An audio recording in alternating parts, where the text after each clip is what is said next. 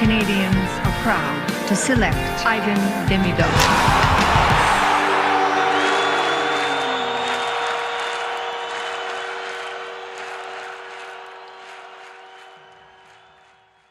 Good evening, ladies and gentlemen. Welcome to the very first post-season, post-game show. I just made sure I didn't screw that one up. It's the first time since 2021 that the Curfew Boys come to you live on a post-game show since the 2021, Stanley Cup playoffs. Myself, Sammy, with my boy, a very angry Anthony, and my cousin Chris. Hey, Not angry, now. just disappointed. Okay, fair enough. Gentlemen, how are we feeling? Everybody, how are we feeling live on YouTube and Twitter, also known as X, Habs fan, near and far? Come join us. Come take part of the conversation. Got quite a few things to talk about tonight. Before we get started, just letting everybody know that this episode of the Curfew Boys is brought to you in part sponsored by Habs Cave. You know, you guys know who he is by now. Our boy Sunil, who's got the dream cave for every Habs fan out there with the best content in regards to Montreal Canadiens memorabilia, and he's very active in the Montreal Canadiens fan base community. Give Sunil, our boy Sunil, a follow.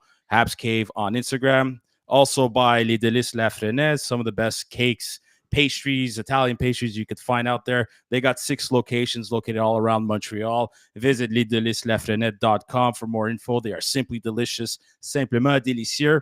And last but not least, Mike's Barbecue Rub. A longtime friend of mine, Mike, who creates his own barbecue rub you could use on your vegetables, fish, meat. He uses his actual barbecue spices to create his own barbecue chips, his Mike Barbecue Rub chips. They are simply amazing. Give my boy Mike a follow. Mike's Barbecue Rub. You could visit mikesbarbecuerub.com. And last but not least, don't forget to rub your meat. Okay, boys. The Montreal Canadiens, a dramatic ending to the regular season. We've been waiting all freaking weekend. Happy Easter weekend to all those that celebrate Easter. Hope you all had a great time. Us being, we come from Italian backgrounds. Chris and I, we're in the same family. We ate a lot. We ate like kings. We ate like pigs. We still have the big major Italian feast hangover. Not because of alcohol, but because of tons of food. And I'm pretty sure Anthony had the same thing. But, the NHL Stanley Cup playoffs started, when was it? Saturday?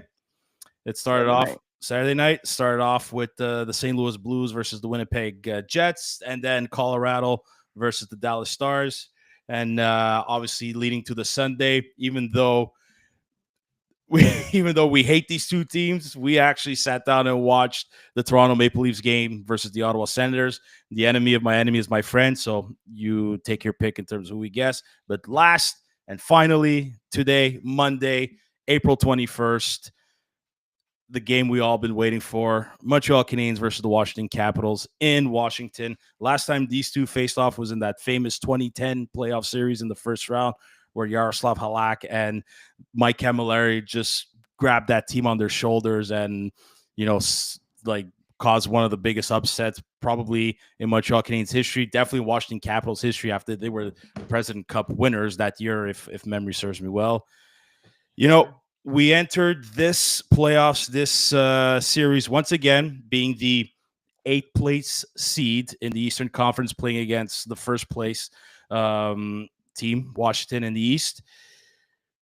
And I guess the biggest thing is that, the Montreal Canadiens, the youngest team in the playoffs, versus a somewhat heavily favored and very experienced Washington Capitals led by Alex Ovechkin.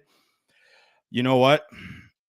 I think we all predicted that the physicality was going to be in Washington's favor, and the game definitely started that way. Who else but public enemy number 1, Tom Wilson, was throwing his weight around, as he should. But I think something told me in the third period, when that physical play started dying down midway through the second, and you know what I mean? I thought the Canadiens were starting to wake up a little bit at the end of the second. Well, midway towards the end of the second, especially the first line. And then the third period started, and you saw that this young Montreal Canadiens team is not going down without a fight. And you know what? Down 2-0. They finally get the power play that they deserved because let's be honest, the refs, we'll get into it, but the refs did not help us out a lot tonight, except for that power play they gave us. And then especially the Jake Evans no high sticking call on the follow through. Thank God for that, because that would have been a fucking disaster with just a little over 2 minutes left in the game. I mean, it didn't make a difference because might as well just have given that fucking power play. But anyways, we'll get into that. Well, we got the extra point, right?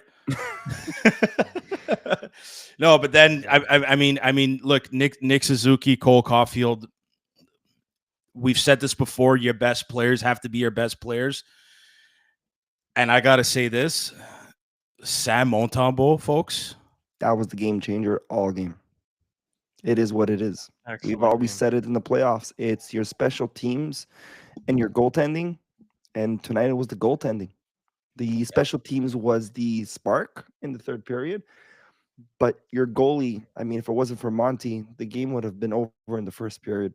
Mm-hmm. And no disrespect to the team. I mean, we had the jitters. You know, I think we can Big time. say that the young players Yep. had the jitters. It's I their agree. first playoffs. Yep. The team as a whole, first playoffs since 2021. Lack of experience. You felt that, you saw that. But they overcame that. I can Yep. tell you that they Yep. overcame that. So I'm very proud of this team and the boys. But Monty is the game changer. You take that away.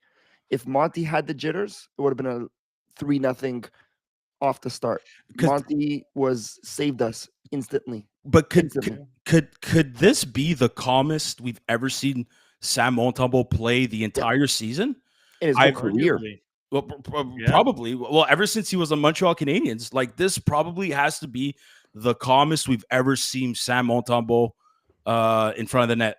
I don't recall him ever being calmer than this.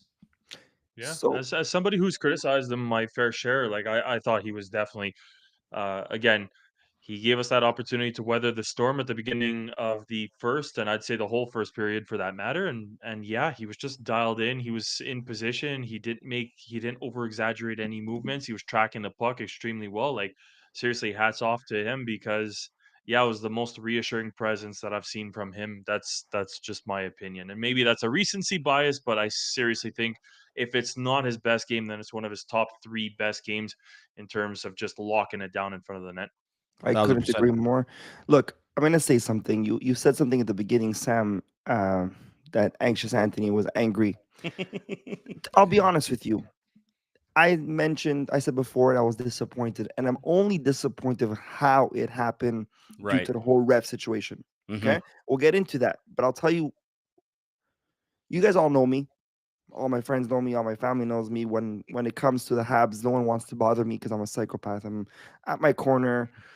My superstitious thoughts. You cannot bother me and all that stuff.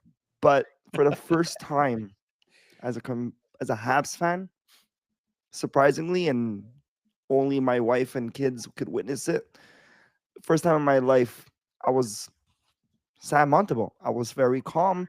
Mhm. I was, like I said, and I said this to a friend today because someone called me in the intermission. Like, can I call you? Am I allowed to call you? And No! I called him and I said, listen, to me, making the playoffs Yeah. for me was my quote unquote Stanley Cup for this year.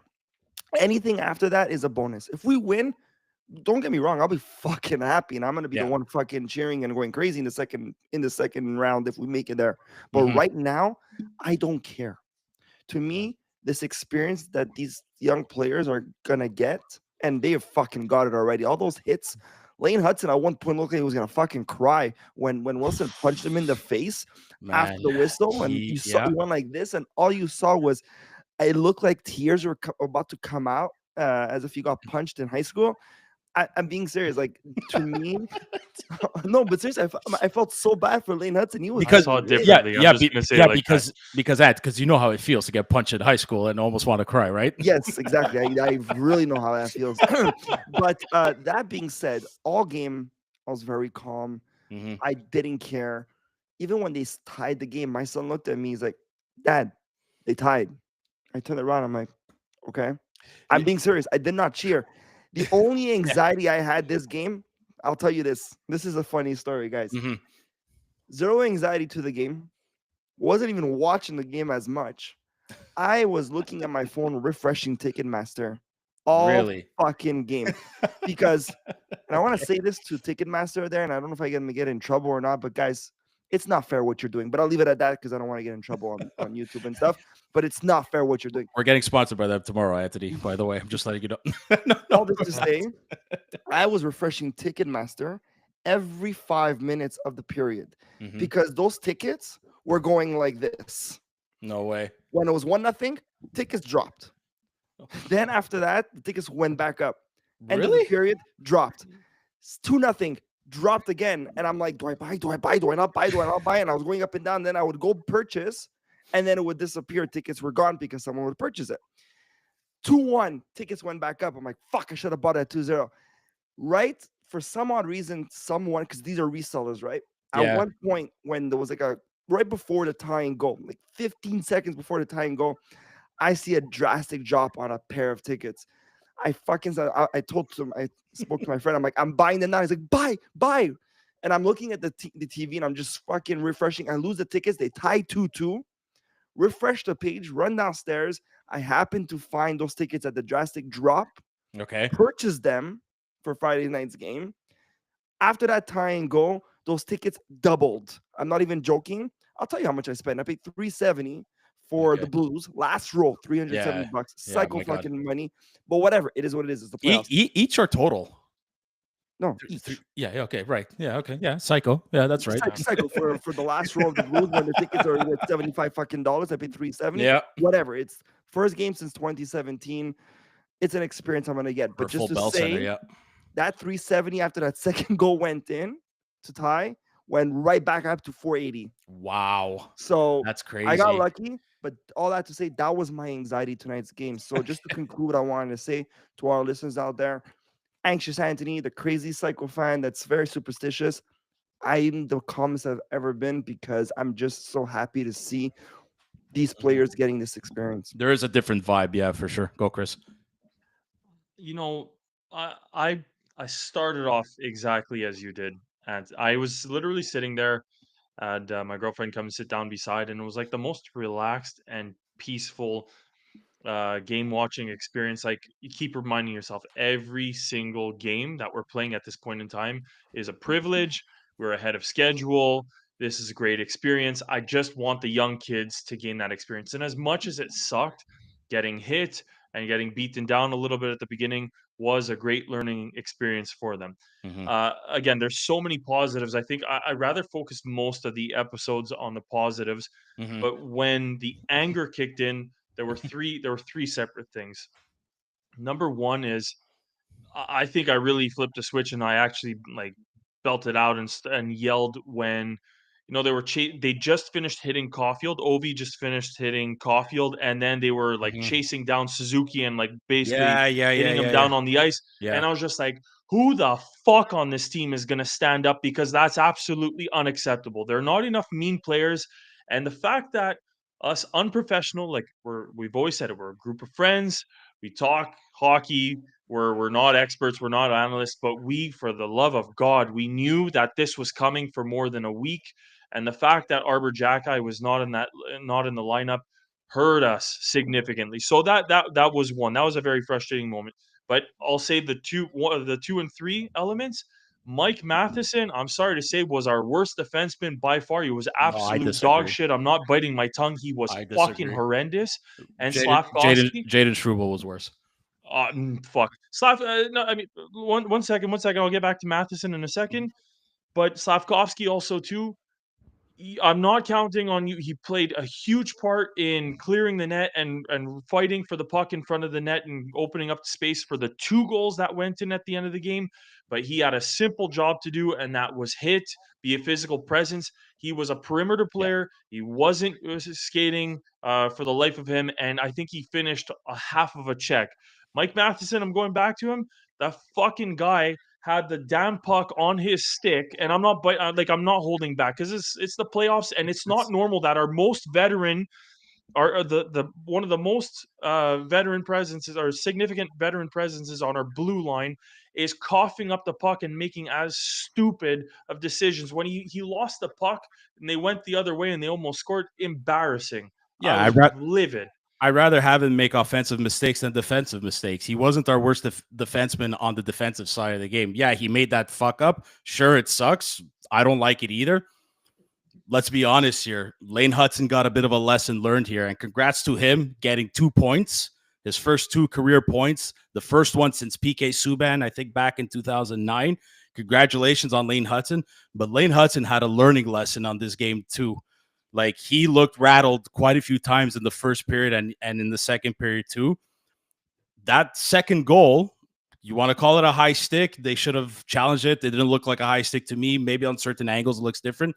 Him and Struble, they were just they fell asleep on the play and they left. I think it was Beauvillier left Beauvillier left in front.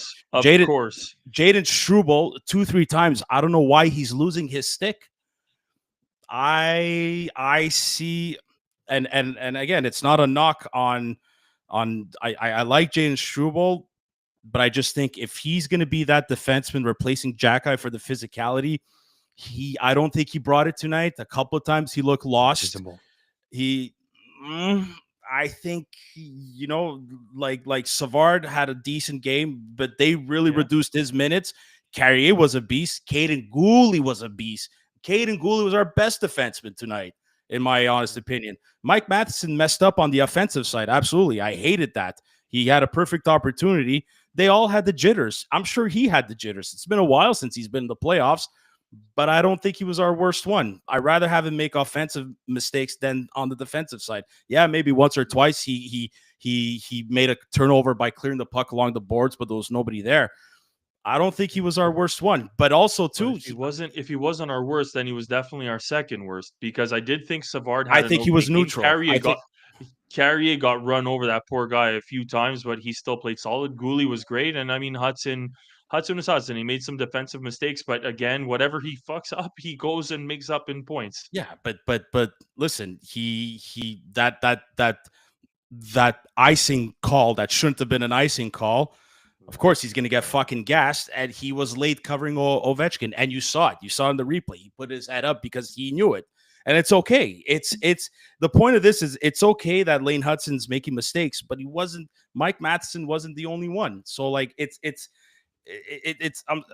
I'm kind of get a bit like annoyed with like the pinpointing of like this player messed up. This play, everybody's gonna mess up. It's how you recuperate as a team. And I thought Mike Matheson in the third kept his game so simple, you barely noticed him anymore after those mistakes. And he does that a lot. This time, thank God it was in the offensive zone and not in the defensive zone that caused the goal. That it's gonna happen. He's not a number one defenseman on a contending team. And I don't. He's number 4 at best. Well, if Mike Matheson is a number 4 on any team, that's a Stanley Cup team. I'm just gonna say that. Look, and he wasn't even the defenseman that played the most minutes. He was at all the responsibilities were shared between Lane Hudson, Caden Gooley, and Mike Matheson. Lane Hudson with the most at 25 minutes, 35 seconds. Gooley at 24 minutes, exactly on the dot. Mike Matheson, 24 minutes and 39 seconds. And then Carrier at 22. Savard, 11 minutes. Struble, 14 minutes. Savard had the least amount of minutes. And I think those 15 minutes that Struble played, if you put Arbor Jackeye in the lineup, I think you could get a little bit more of that mean factor that wasn't there tonight on the Canadiens. And I think that's what we need, because as much as we're not that physical team, we're playing a team who's very physical. Mm-hmm. And it's good and bad, because as you can see, this game, they were very physical the first period and a half. The moment they they were getting tired, right? Washington was getting tired, and Yep. like I said before we started recording, this was a winnable game. And I'm not saying this as being a biased fan, but Montreal kept it in all game. They kept, like, even with the 2-0 down, 2-0, they were still in it. Yep. I Now, agree. maybe it I was agree. because of Monty majority of the time, yes, but we still had our chances. And as Washington was wearing out, we took advantage and Yep. tied the game. But this is not going to continue for the next 5 games, for 6 games, if they whatever. Mhm. Montreal needs to get a little bit more physical, and we could get physical. We have Sikorsky who can hit, which he didn't do. We have Gooley who can hit, which he did a little bit, but not as much. Put in Jacky. Again, we said this last episode, Sammy. Putting him in now, are you titling him as an enforcer? No. But No. you just need a guy to come in to scare off these players, play smart, because we only went into penalty box twice today, and I was very happy about that. We did not, and again, the Those refs calls were were those calls were weird, they were though. very weak for a They're playoff game. awful. Very Awful. weak, and there was a lot of missed calls on both ends. You know, that Anderson knee to knee, But that was But again, that was the only one. The cross check on Gallagher. Like remember when he fucking broke his jaw against Philly in the bubble playoffs? Yeah. I think it was Matt was it Niskanen? I'm trying to remember who it was exactly. Like they fucking cross checked him and he lied down there because he knew his jaw was shattered practically. So But like I said, to me, this was a winnable game. Like I said before, I was very calm. I couldn't care less if it was a win or loss. But the reason why I'm disappointed in the loss was because how we lost, and that was the refs. And again, I don't want to be that fan to blame the refs. no, but when you have that winnable game where you have a young team who's staying into the game and keeping up with these big guys and experienced guys, you started getting that feeling like when we were going to overtime. And I actually thought we could have won it before overtime. The last 2 minutes, we had a lot of good opportunities, and I thought we were winning it. And then that bad icing call. I mean, look, when we saw Liney going to argue with the ref, and the ref just called it. You have Lane Hudson. Yes, you can say that it was his fault or whatever, but the guy had a minute and 40 seconds on the ice on that icing call. No, for sure. No, but it's not his. How can I say it? It's not not his fault, but like it's his. It was his job. It was his man. Yeah. But again, I can just blame a little bit of the tiredness. But that being said, I mean, I know it's playoff hockey, and I know the refs are trying to like make them play. But I'm sorry, but they favored more the Washington Capitals today. And again, not saying that as a biased fan, because I would never. Anybody who knows me, we're not those Montreal fans. Oh, we lost because of the refs. No. Like, we're gonna say it when we have to say it, and the facts are there. That icing call shouldn't have happened, but I think this was a winnable game. Do you put Jacky next game? I think so. I think so. Absolutely. I hope so. A big shout out to Joey, Guillaume, Roberto, Big Pizza Pie, and now Broman66. Thanks for coming in. That's what he meant. He meant Habs versus refs. Yeah. Well, look, that should have never been an icing call. Automatically, when there's a pass being given from the defenseman to the forward at the red line, and if he gets hit by a defender before he can touch the puck, to the knowledge, at least to the rules, they're supposed to wave it off. It didn't happen. Newhook kind of won the face-off, except that Washington, they forechecked. They took advantage of that line being tired. But no, what? It plays it right into the Habs strategy too, because all of the defensive faceoffs were either Jake Evans or Christian Dvorak, and there were a handful that were Nick Suzuki faceoffs in the defensive zone. I liked Jake Evans' game tonight as a shutdown centerman. Emil Heineman too. Yeah, that line was actually very good. I thought as a shutdown line. Oh, Armia and Heineman, they were able to. I think Heineman 6 hits. I think the most out of everybody on the team. He showed the most aggression, and I just want to I don't want to dwell on this, but if we're gonna kind of put a cap on this ref discussion, the trip on Demidov, like borderline slew The, footing of the Demidov going towards the oh, knee, dude, and Ryan Leonard. cross check. Let's bring in the guy who's gonna walk that line and figure out where the refs are gonna start to make the calls, because we didn't have anybody on our team, No, unfortunately, who kind of figured out, okay, Washington wants to make these, like, even Caulfield, when he got bowled over by Ovechkin, did he even yeah. touch the puck? Did he? Well, I think so, but he knew it, and it's like it's those moments that I hate seeing our boys go through, where like they look afraid to take the hit. It's happened a couple of times. Like I hate that. Let's get these motherfuckers afraid to skate on the same side of the ice as our Okay, but Jack guy. okay, but what? Okay, here. As much I trust me, I want him in the lineup more than the two of you combined, and more than everybody else watching and listening. Trust me on this. But let's really talk about this. Like, if he goes in, how many minutes do you think he's going to get? 12 to 14. Okay, and he's going to be matched up against who? I would say he's going to be matched up against the second line and Tom Wilson Okay, more than anything. I'm just letting you know, Tom Wilson played the most out of all the forwards, 22 minutes and 5 seconds. I You know love what? I love Arbor Jack what? more than anybody, but like he can't play over 22 minutes.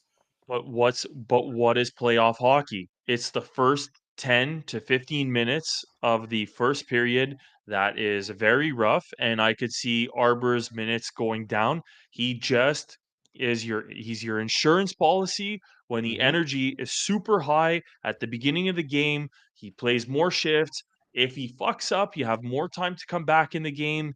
I just think he's the guy who's gonna settle the game down and protect our guys best, and maybe even flip it on Washington. There are a lot of young guys like, Leonard, Mhm. Mangiapane, and, I'm thinking, and, Well, Duhem. well, No, was it Duhem? No, no, Beauvillier. Connor Those are McMichael. 3 guys that you can intimidate significantly, who had, I feel, a significant impact in this game. Every single time our guys went into the corner, every single time that Lane Hudson was going back to go get the puck, Carrier, whoever it was always a double, triple take that they were looking back like, okay, am I going to get fucking crushed? It should be the other way around. And that's why he has to play.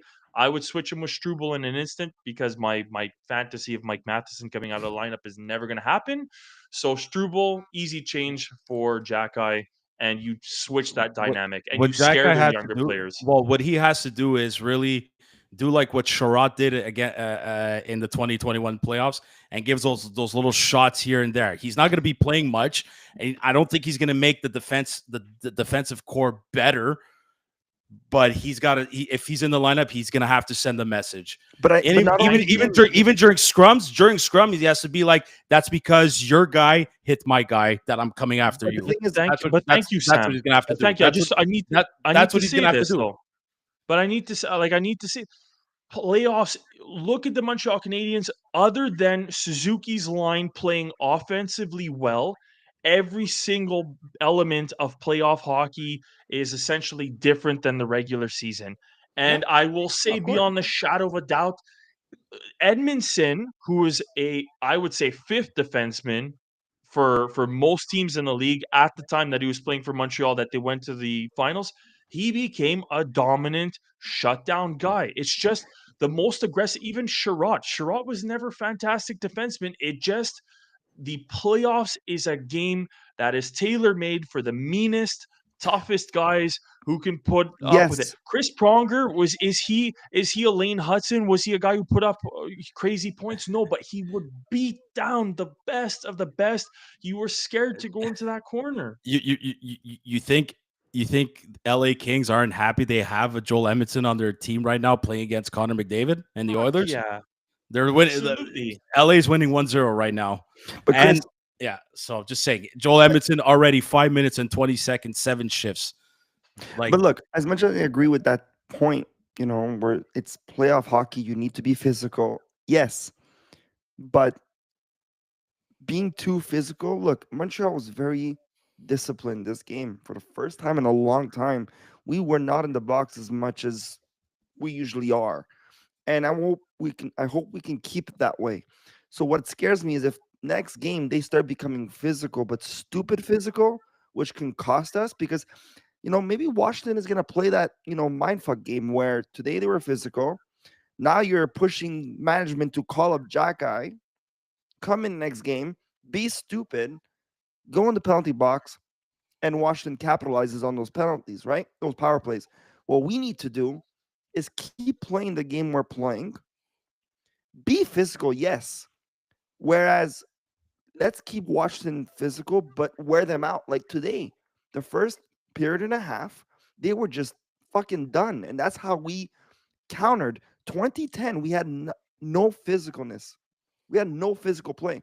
And we beat the Capitals. Yeah, We but back beat then Pittsburgh. they were a different team. They It was a were different team. they were mostly finesse, that Washington Capitals team. 100%. But I'm just saying, if we can stay out of the box and still be physical, and what I mean by that is not just go get Jack Eye.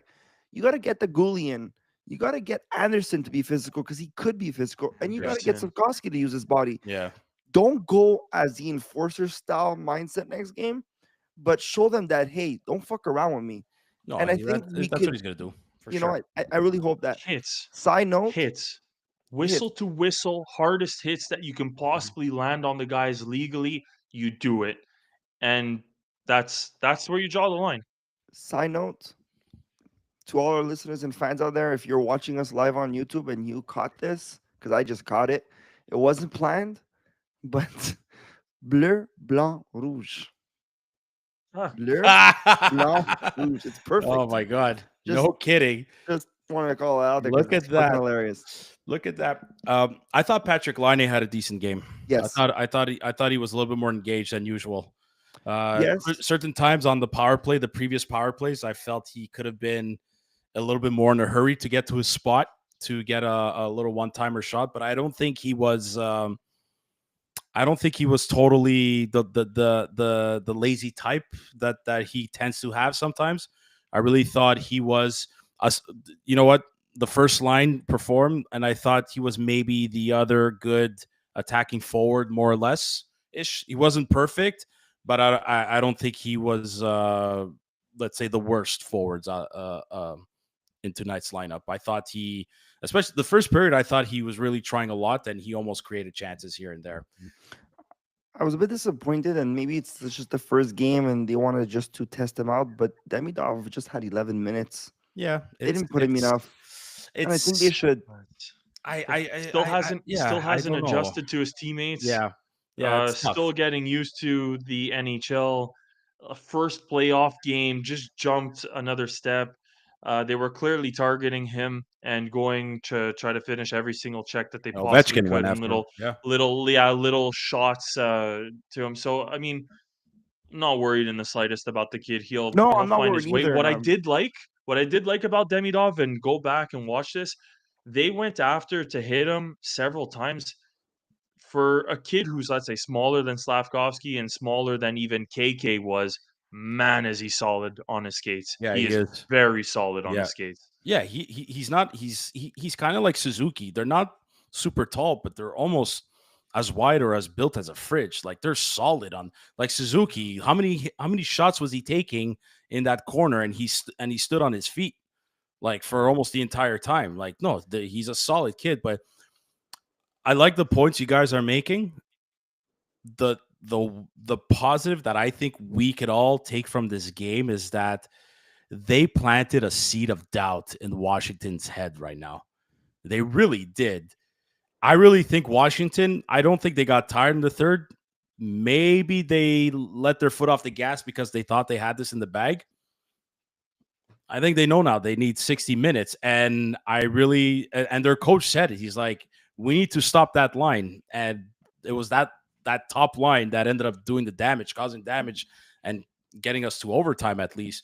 No, the Canadiens planted a little seed of doubt in their minds, and like I think Washington, as much as they're happy with the win, they have a 1-0 lead in the series. I don't think they're totally happy with the way they had to win it. And can you believe it? It's Ovechkin's first playoff game-winning goal. Fucking Yeah, Ron, Ron clean Ron jinxed said us, it of course.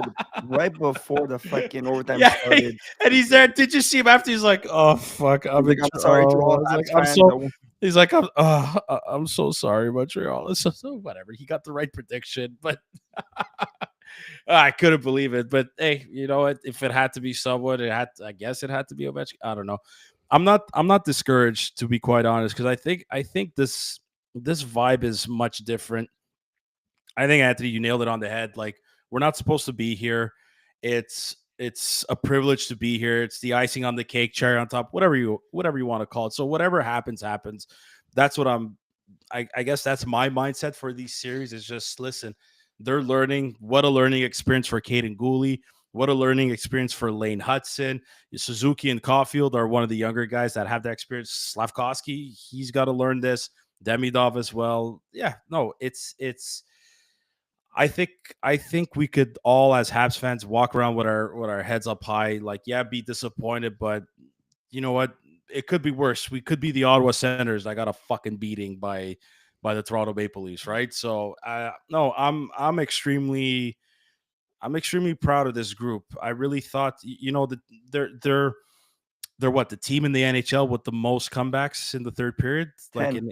in the entire league. They're that for a reason. They don't back down. They don't back down easily, and that's something to be proud of. And I hope to God they could get a 1-0 lead at least at next game, in game 2. Come at Bell Center.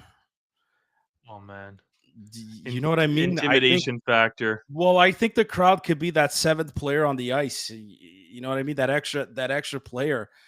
I hope they don't let it. That the pressure of the crowd and playing in Montreal for the first time, full crowd since 2017. I hope they don't get too nervous about that. But I think we're in for a good series, man. I truly, truly believe this could go to 7 if they tighten it up a little bit. If they put Arbor Jacka in the lineup and he does what he's supposed to do, if the first line's supposed to do what they're supposed to do, if at least the power play gets it, but special teams on both ends of the ice, they have to do their job, man. If Montembeault stays calm too, I think they could make this an interesting series. Now, the way I saw this game, yeah, the first period they got runned over, to say the least. But you know what I mean? Washington, they're at home. They're ready to fucking go. It's game 1. Let's get these playoffs started. But there's Guys, it that took there's that seed of doubt planted right now. how many periods did it take for the Montreal Canadiens to figure out and start playing their game? 2.5. I'd say by mid second period. Third period, it was almost all of them. I thought. Okay, I thought third period they had a very good third period. so you know what? I'll say it as such with shedding some optimism. These kids learn quickly. They went Hmm. through the feeling out process. They shook off their jitters. They were forced to do so. And if they pick up from where they left off, the Canadians, if they pick up where they left off for that second half of the game, in particular the third period, that could easily translate to more than a couple of wins. Hmm. That could very well do so. So again, and then uh, I would say the most influential factor at the beginning of the game that led to Washington dominance in that first half was the physical presence. If we can have our guy come in and die down that physical presence and sentiment, like we're just getting beaten down. Hmm. You know what? We get to our game earlier on. We are going to have a hell of a series, boys. I agree. And your mic's off. I think so too. I mean, like I said,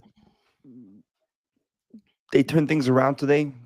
Sammy, you said it perfectly. We're giving this Washington Capitals a doubt. We'll see how they bounce back next game. Does this overtime loss lose momentum for this team or gain momentum? Next game will tell. Yeah, I agree. But I think no, I don't think they lose momentum. I don't No, no, I don't think so. I'm asking that question to the Habs, to the team. Let's see what next game brings. But you win it next game, and then you go home. We can easily be up 2-1 series. after Game 3. If they could take, they need to take Game 2, wanting to go back to the Bell Center in Game 3. Are you guys happy with your NHL bracket challenge? I mean, it's still early to tell. Anything can happen, right? Fuck, did you see Winnipeg's up to 2-0 on St. Louis? I didn't think that was going to happen. Well, I put Winnipeg to the finals. I think it's their strong year. It's their year. They're the Toronto Maple Leafs of the West. I'm starting to, and it kind of hurts to say this, but I even think Toronto can go as far. Oh my god! I didn't predict it. I didn't put it there. I have a friend of mine who had a perfect. Don't make me throw up. I had a friend of mine who had a perfect bracket last year. Okay. And this year's bracket, he has Toronto in the finals, winning it. So I do not like your friend. I don't like him either. But just your, to say, your friend sucks. I'm kind of pissed because I actually predicted. I mean, it's still early to tell, but I predicted Dallas to beat Colorado. I know. But now with the injury of what's his name? Robertson and Miro Heiskanen is skating. But yeah, losing those two hurts them. Jersey's gonna get killed. That's on another injury note. No Jack Hughes. Yeah, they're done. Yeah, I agree with that. I think this is going to Colorado. We could use this a little bit. This opportunity to talk, since you and I, we didn't really get to do some predictions off the last episode, but yeah, no, I really think this is. I think this could be Colorado's year again, and I think Tampa Bay is going to be the winner of the Florida series. A lot the Battle of of Florida. saying that. I really think so. I think Vasilevsky is going to get back to his groove. I think Florida is still a bit on the hurt side. I think Tampa's a little bit more fresh and probably a lot healthier than the Florida Panthers are. I could be wrong, but that's just my feeling to it. Yeah, Chris, I think Carolina is going to steamroll New Jersey. I hope Ottawa learns their lesson, and I hope they could take it to the Leafs in 7. That's my prediction, but can we also say dog shit reffing in that game too? Dude, oh my god. That was horrible. That was worse than what we saw. That was all in favor for the fucking Toronto Maple Leafs. I would not want to be a Senators fan, especially not last night. Oilers are losing 2-0 to the LA Kings. Guys, I do not see the Edmonton Oilers going back to the Stanley Cup Finals. I don't even know if I see them getting out of the first round against the LA Kings.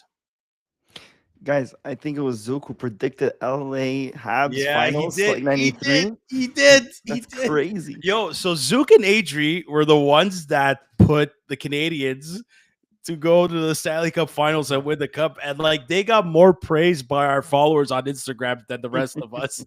The rest of us were trying to be as realistic as possible. Zook and Adri are living in fucking fantasy land, and yet everyone's like praising them. Thank you, Zook. Thank you, Adri. We love you. We love I'm you. the only one out of our group that predicted Montreal doesn't get out of the first round. I wish, I hope I'm wrong. Every ounce of me hopes you're that I'm wrong, the only one who predicted Washington to win it. Yeah. I had, what did I put? So I put Montreal to beat Washington in 7, and fuck Carolina. I predicted Montreal to beat Carolina, and then I put Montreal Tampa Bay in the Eastern Conference Finals, and doesn't end so well on my part. After you put Carolina beats the Canadiens in the second round. Zook is Canadiens are Stanley Cup champions. Adri Stanley Cup champions. Chris Colorado Stanley Cup champions against Tampa Bay. I think we're gonna have that type of series again. The finals. That's my prediction. Joey put Carolina versus Vegas, and Carolina wins the cup. Watch him be right. It's true. Joey's in Southeast Asia. He could see the future, right? He's ahead of time, so maybe he could see the future. So, honestly, like I said, I'm just so happy. Is it just me, or is like this? The season went by like very quick, dude. Like the Flash. I'm already excited for next season. I don't even know why I feel the way I feel right now. We're in the fucking playoffs, and I'm not. Again, I can't wait for next year. I think next year is the year I'm gonna feel what I used to feel. Because also, folks, don't forget, the Laval Rockets are in the playoffs as well, huh? So that's gonna be a lot. Be the one to pay attention to. More than anything. Yep. The young kids. the young kids that are going to come and fill up the roster spots Mhm. for the players who are, I'm sorry to say, not the guys who are going to take us to the next level with the Montreal Canadiens. A lot of these kids are getting their experience right now in Laval. Laval needs all of our So support and love. Please don't forget about them because as far as they so can go. absolutely, Chris. You're telling me let's try to look a little bit more into the future from like let's try to look next year or even the year after in 2 3 seasons max next year or the year after. You're telling me a player like Florian Jacki, Luke Tuck, and maybe Tyler Thorpe with their size and grit, they wouldn't fucking capitalize against a team like the Capitals tonight? They would have destroyed. I mean, Oh my especially when they god. fill out, they'd be a murderous fourth line. They would be Like absolutely fantastic for bone crushing against whatever other roster we're going up against. so again, I'm gonna end it on this, and then we're gonna get to. We had quite a few responses on Instagram, actually, quite a lot. It's actually impressive. Uh, I was watching the game, and at one point, I'm like, okay, what is Kent Hughes going to do to address the lack, not the lack of size, but like a little bit more grit, a little bit more attitude? And then I thought, oh, wait a minute. They drafted Florian Jacki. There's Luke Tuck that's showing it. They just signed Tyler Thorpe, a guy that they drafted, and it's like, no, wait a minute. They drafted those guys for a reason. It's coming. Those guys are on the way. And in these playoffs, the Laval playoffs, I mean, if they're going to prove that, okay, yes, I performed that way in the minors, and I'm ready to take my game to the show. And next time they make playoffs, what? Anyways, all that I don't want to jump the gun and get way ahead of myself, but like those guys are coming. And absolutely, very proud of our boys tonight. We got game 2. I love it. I love it. Okay. Now, just to wrap up this episode, on Instagram, my God, how many do we have? 2, 4, 6, 8, 10, 12, 14, 16. Wow, 16 responses. We're going to go through them all one by one real quick. We'll make them quick. But as promised, we asked and you guys delivered that we're going to mention your names and what you said. So Blake 10234. I would like to say now that it's a pretty game. With what the hell was that officiating? Like, what are they doing? Yeah. No, they don't know what they're doing. They did not know what they were doing, at least. So, but I pray that we don't get the same type of game or same type of officiating. Excuse me, next game. So that's one. Ryan McKinnis _ Demidov needs 14 minutes and Liney needs 10.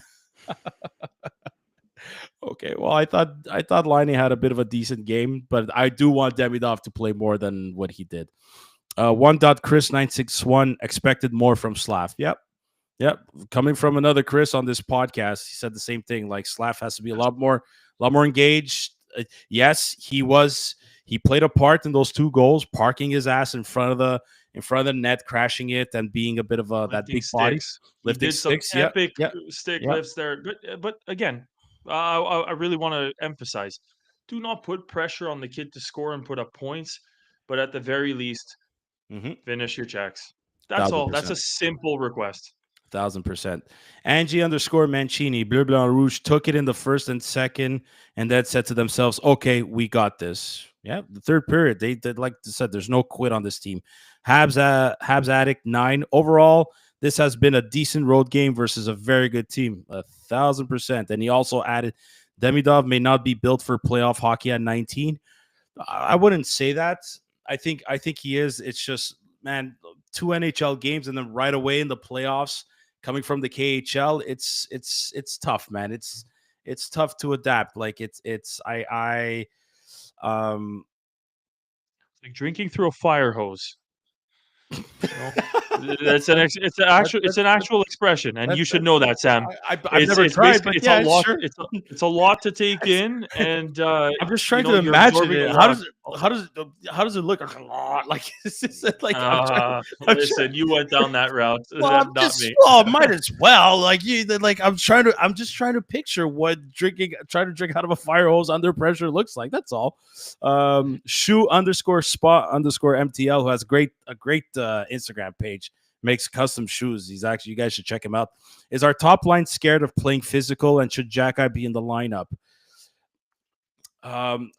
I'm pretty sure that was after maybe seeing Caulfield get run over by Ovechkin. But I definitely don't think Suzuki does not look scared. I think Caulfield. I don't think Caulfield was. I don't think Caulfield's scared, and I think Slav might have been slightly overwhelmed in his first very playoff game, and just him too. He's going to have to adjust to the pace. But I don't know if they're scared, but I just think on the overall, the team themselves looked scared in the first period. But like Anthony said, like after that, once that started dying down, the team actually started playing better. So our buddy Gordo Habs, who's in enemy Toronto territory, but a big Habs fan, they are getting pushed around and disappointed in Slav not using his size. Yep, I think that's a general consensus. But I think I have faith that Slav is going to learn from it. Robbie, our boy Robbie _007. It's not going to be easy, but I said Montreal in 7. Fucking right, Robbie. That's why we love you, buddy. Prime Canadiens 2006 3-2. Oh my God! So I saw his answer 3-2 overtime. Habs win for this game. So I saw his answer before the Canadiens started coming back. When it was 2-0 Washington, I saw this reply. He said 3-2 Habs win in overtime. When they went in overtime, I actually started freaking out because I thought this guy actually was going to get the prediction. So if only. My boy Liam Duma97. Arbor Jackai will be in game 2 over Jaden Struble. We need some more physicality. That's absolutely right, Liam. I taught you well, buddy. He's a friend of mine and colleague. So Scottish Beauty, they need to put in Arbor. Yeah, 1,000%. Emil _Turk, let's get positive. Line A is playing good. I couldn't agree more. I could not agree more. I actually thought he was quite engaged a little bit than usual. JJ _first 72. Why the hell do we draft Smurfs as wingers? Come on. Really? It's just one game. It's Deep just breath. Well, first of all, I think I know who he's referring to, but that's you know what, you got to take things a little on a comedy perspective. Sometimes you have to laugh. You have to laugh at the pain. But and last but not least, _Diana _M _White. Just stressed as heck right now. I hear you, Diana. She's a big time Nick Suzuki lover, and she loves us too. So that was awesome. Really, honestly, to all of you that took the time to send your thoughts and your questions on Instagram, we truly, truly appreciate it. Yeah, Mick wrote it best. It ain't over until it's over. Okay. I think Olivier, désolé, on était émotionnel. We're a little bit emotional here. The F word has slipped out a little bit more, but case in point taken, and we're on est à l'écoute. We're gonna make it better for you guys. There you A go. little cleaner, a little bit more family oriented shows going in here. Oh yeah, he's not too happy with that. No, it's okay. Can't please everybody, I guess. But one last thing. Look what I found, guys.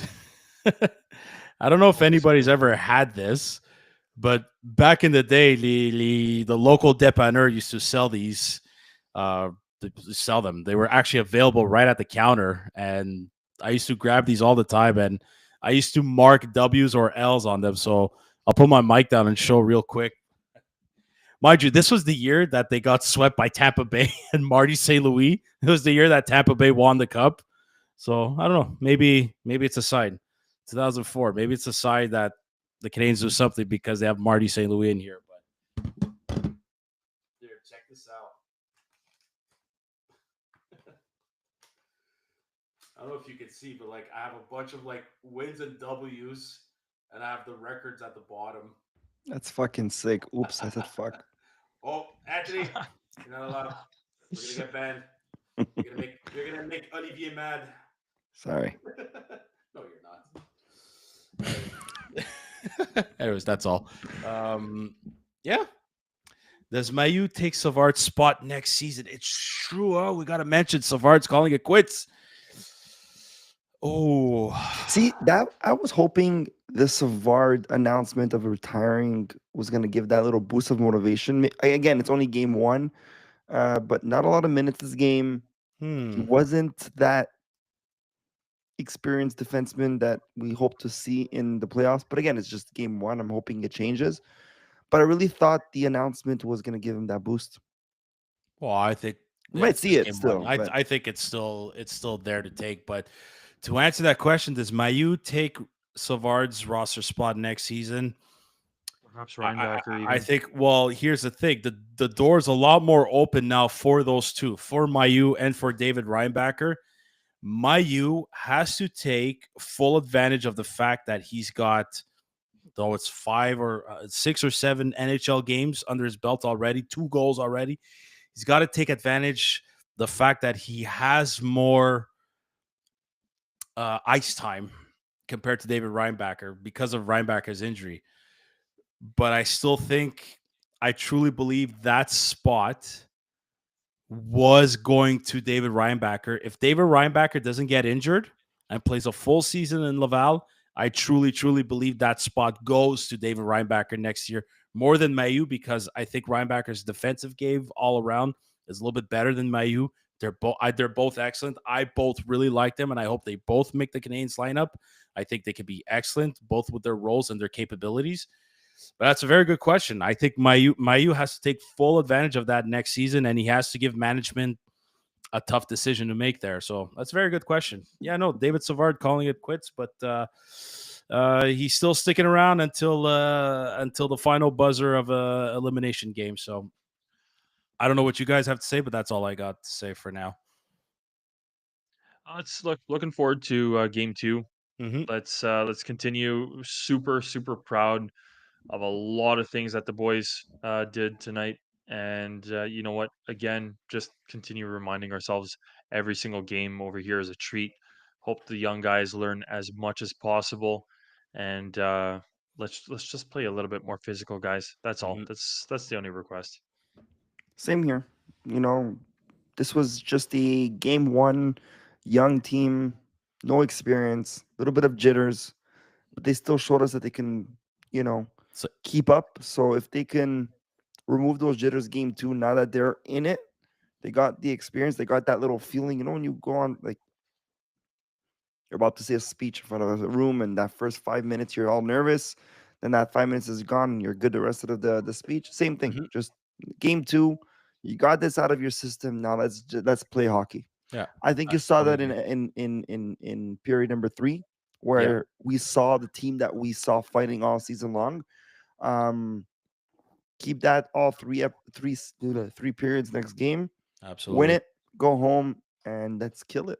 Let's say hello to Thomas, saying hi from the East Coast. Thomas, thanks for joining us. Man, if he's all the way out east, he could be 2 hours ahead. So very, Yeah, very yeah. loyal over there. Thanks At for least tuning 1 in. hour ahead. Thanks for So tuning in. Too bad he couldn't tune in from the beginning, but I'm sure, yeah, it's a very good reason. Nonetheless, we love you. Hello from the East Coast as well. Game 2. When is that coming, folks? That is Wednesday night. So you guys are going to hate me and probably kill me, but I got my own hockey finals in my league Wednesday night. painful. So but I think this time around I could definitely catch the first period and a bit of the second, since my game is at 9:30 instead of 8:30. So I think a period and a half I'll be able to catch. So but yeah, wish me luck. I would like to be Good luck. I would like to be declared champion of this league for the first time that I've joined.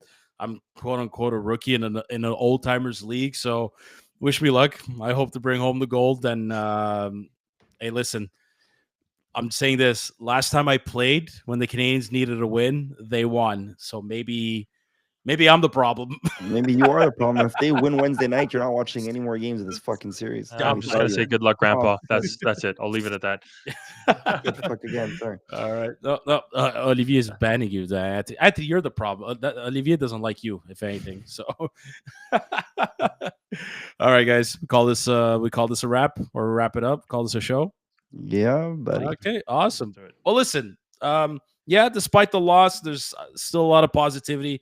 Let's stay positive. Game 2, the boys got this. I truly, truly believe it. Thank you to our sponsors once again, Habs Cave, Les Délices Lafrenière, and Mike's Barbecue Rub. Give them a follow on Instagram. Give us a follow on Instagram, Facebook, Twitter, TikTok, all those social media platforms. please like and subscribe to this channel. It is absolutely free. We'll be careful with the swear words, we promise. You can listen to all of our audio episodes, audio formats on Apple Podcasts and Spotify. Did I miss anything? I don't think I missed anything. If I did, well, I'll fix it next time. I am Sammy. He is Anthony, and he is Chris. Go Habs, go Tuesday. We believe they got this. Enjoy the game, everybody. Until next time. Bye now. I know. I now. Good Good night. night. Dynasty.